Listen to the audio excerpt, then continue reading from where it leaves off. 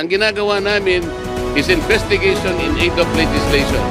Okay, kung yun ang ating objective, bakit isa lang inimbestigan natin?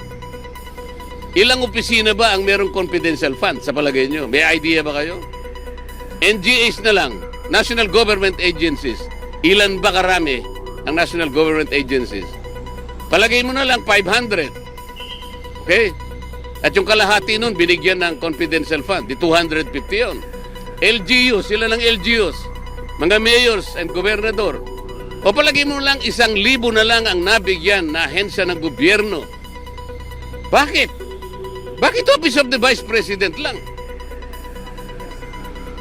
Wala pong nagtataka sa atin kung bakit ang pinipilit na isolate lang, ang pinipilit na gisain lang, Office of the Vice President? In aid of legislation po ba ito? O in aid of persecution? Kaya nyo na pong mag-conclude.